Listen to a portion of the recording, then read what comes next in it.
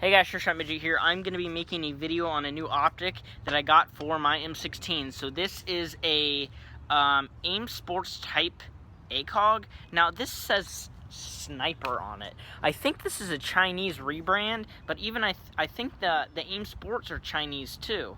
They may not be. They may be US. So this is a cheaper version, I'm guessing. I still have it on. Let me turn it off. So I'm guessing this is a cheaper version. I got this for 40 shipped, sorry. And I got a Magpul, one of these Magpuls with it. He just threw it in. So it's an alright optic. I like it. So let's just go over the features and everything. I'll try to make this quick, and then I will shoot the gun. So first of all, this is a WeTech Gas Black M16, so hopefully this, I'm not going to put a lens protector on it because I'm going to be shooting longer range, so I shouldn't have to deal with BBs cracking my lens. And also, this has recoil, so when I fire the gun, it's gonna jerk the sight all over the place. So it's gonna be interesting to see if this sight holds up. I've heard people use these on GBBRs before. Other people have, I've heard. So this should hold up. You know, we'll see how it holds zero. My other NC Star crappy Chinese, I think NC Star's Chinese, standard 4x9 scope, or 4:9, whatever it was. It held its zoom pretty well, or not zoom, but it held its zero pretty well with the BBs and everything I used, even with the recoil. Now I'm using a plastic buffer. I have an aluminum buffer with steel weights in it to give me more recoil, but that's my summer buffer, and I may not even use that in the summer, but I may, we'll see.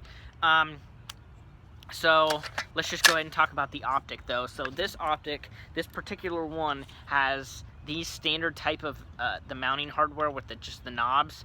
There are some QD latch ones which I think are pretty cool, the QD system, but I don't know how the QD system would hold up to recoil. I just don't know. These are more reliable, I guess you could say, over time, because they just tighten completely down, and they shouldn't move, especially if you use pliers or a flathead. The optic itself has built-in iron sights. This one up here is supposed to be fiber optic, but the fiber optic part broke off. But back here it's like a Glock style. It's got like the part there, so it's kind of just the whole lines up. Will I ever use those? Probably not. If I go into a building, I'm just gonna probably just kind of not even aim. Just kind of generalize where the person is, because it's going to be close, and I'm not going to be shooting people close with this because this shoots pretty hard. I have to be sub 400 at the fields that I go to. In the summer it may not be sub 400, so I may have to fill my mags up half with propane or even less to pass chrono, but I do want people to know I will never shoot somebody on full auto with this, because the full auto doesn't even function. I disabled that. So it is semi-automatic only, semi-automatic locked. And I'm not going to shoot people close range with it. That's just, that's it. I'm not going to enter a building with this rifle to shoot somebody. Worst case, I'll bang, which some fields don't have it, so I just won't shoot people, or I won't enter a building. I won't put myself in that situation. If I do, I'm dead. They got me. Or I will carry a sidearm. Just depends on what setup I'm using. So yeah, built-in sights. We have 2 rails on here. Some of these I think have 3, one on the top, but this one has that built-in sight. So they're rails. I'm not sure what you would want to put on here. Maybe like a red dot on the side, but that's kind of stupid. Maybe a flashlight. I don't know. Really, whatever you want. The sight is adjustable. The back here is the, this is not zoom or anything. This is focus, so you can adjust the focus, because I have noticed with these optics that it has to be really close to your eye, so I had to mess with the focus. Yeah, so I got it to where it's pretty good, to where I set my head. The top up here houses the battery here, so the battery's in the top there, and this is also what you do to change the color and the brightness of the color. Now this has 3 colors. This has green, red, and blue. Now blue is my favorite color, so I really like these. So I was like, oh heck yeah, I gotta get myself one. So what color am I gonna run it on? That's the question. The blue, so the red is nice. I really do like the red. even the green is cool, but it blends in too much with the woods. And the blue looks kind of black outdoors, especially when it's light out, like it's light out right now. It looks like a black, like it's not even lit up very much. So I don't know what I'll do. Worst case, even if this is brand new batteries in here, but if the thing does die, it still has the reticule there, it's just not lit. So this is pretty much a very solid system, so if your battery runs out, you're still having the crosshair. Unlike a red dot, if your red dot runs out of batteries, the dot is gone. So this still has the crosshairs and everything. I'll show you guys the crosshairs. I'll try to get it in frame. It's pretty solid crosshair wise. There's adjustment here, in here, for left to right, and then up and down. Now the caps are missing, so I actually contacted AIM Sports, and they actually said they'll send me some. So I haven't really gotten like a shipping confirmation, but they asked for my address, and I sent them my address through email, and so they said they'd send out 2 caps. So I should get those fairly soon. It's not really gonna, I don't know, it kind of bothers me a little bit. I thought they would be more noticeable, but they're not. Now, these retail for about $80. You can find some for $100, which are the AIM Sports ones. I think these cheaper ones retail for less, and I really did think this was an AIM Sports one, but it's not, so I don't know if I'll contact the seller. He didn't tell me it was an AIM Sports, but I really didn't know there was a difference, to be honest, but I think this is a cheaper one. So, let me go ahead and try to show you the reticule. This is going to be hard. This is going to be really hard, guys. Alright, there it is. Now, it's probably not going to show up on the... Can I get it closer if that's better? Dang it, it's hard to see. I think that's the best it's going to get, because I can't put the phone down any further because it likes to be down further. So that is with no... let me come around here. That is with no illumination.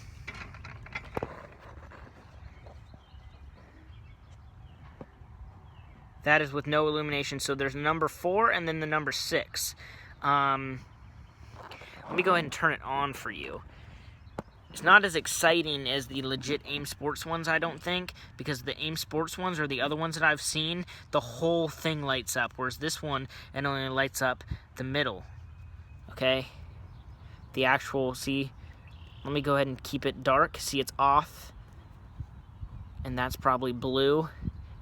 Yeah, that was the darkest blue, and then there's red, so you can see the colors changing. Hopefully you guys can see that.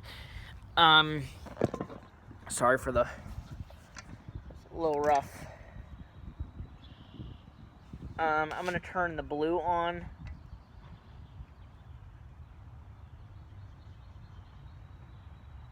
I have to have the brightest setting on blue, which is probably killing the battery,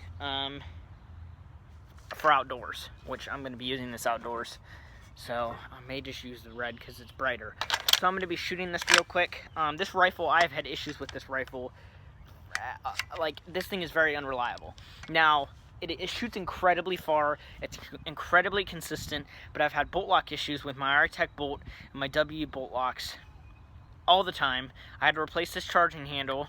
My magazines, I've had 2 of them leak. I fixed the leaks without buying any parts, or buying new ones. I just had to fix the leak with lubricant, which isn't really an issue at all. This is my 3rd nozzle. I've had multiple nozzles break because of this RTech bolt. 2 of the times I broke actually the only 2 times they broke, 2 nozzles broke because of me, because this bolt is so picky. I have to modify these nozzles, and then sometimes if I modify them incorrectly, the actual bolt itself gets stuck in here and the nozzle's cockeyed because the one nozzle guide was not put in, or it was put in properly, but it like fell out of place and then let the nozzle turn, and then it jams up in there, and I actually have to like rotate the nozzle so that the bolt can go forward so that I can open the gun up. It's really confusing.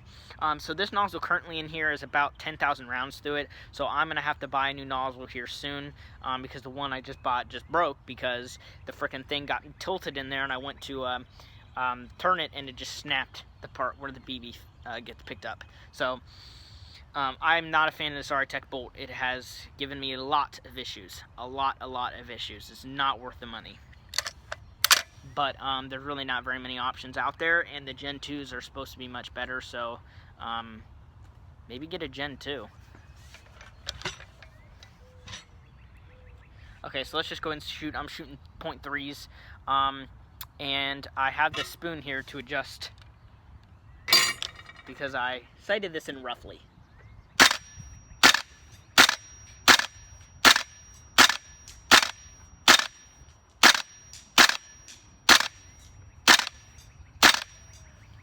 Alright, so that's really close. That's like 100 feet. I want this thing sight in for 200. That's what I'm shooting for. And let's shoot at the trees out here, which is further.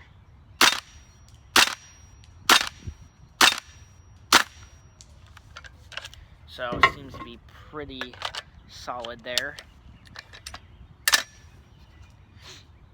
The recoil on this thing is awesome. I mean, with the plastic buffer, it's not a whole lot, but still, it's loud and it's cycling. Like, AEGs don't cycle like that.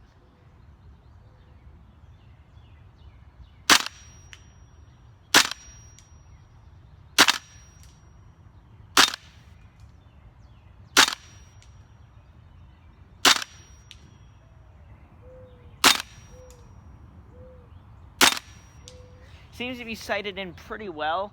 I'm going to go ahead and save the rest of this magazine to shoot out into the woods, and I'm going out in the field, and I'm going to see how far it shoots, because I don't have any more ammo. No, I do. I have more ammo. I'll go and dump this mag.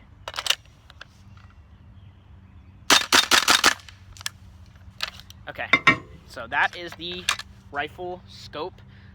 Not sure what brand it is. I'll probably just title it Sports ACOG, because this, I think, is a Chinese copy of the Sports ACOG. I really do like this sight. I don't like the standard ACOGs. The way the reticule is, it's like an arrow. You can get different types, though. But like the greater than or less than, like, it's like facing like this. It's like a V, I guess you could say. Upside down V. I don't like it. Actually, yeah, it's an upside... No, it's an actual V. I think. I don't know. I forget. This reticule is much better, and it looks better with the built-in sights, I think, and the rail. It's cooler. So if you have any questions, comment below. Like, again, gosh, I can't talk. Like Alec Mag 111. Like I said, these retail for between $80. I think they're like $80 on Evike for the AIM Sports one, and then I've seen some, like Amazon was like 100, and then I have to look up what these Chinese one cost, but I'm guessing 70, maybe even cheaper. So I'm gonna try to look them up and see if I can get some of my money back if they're cheaper than the AIM Sports. So, and I imagine they are. So thank you for watching, guys. Hope you enjoyed the video. Operator out.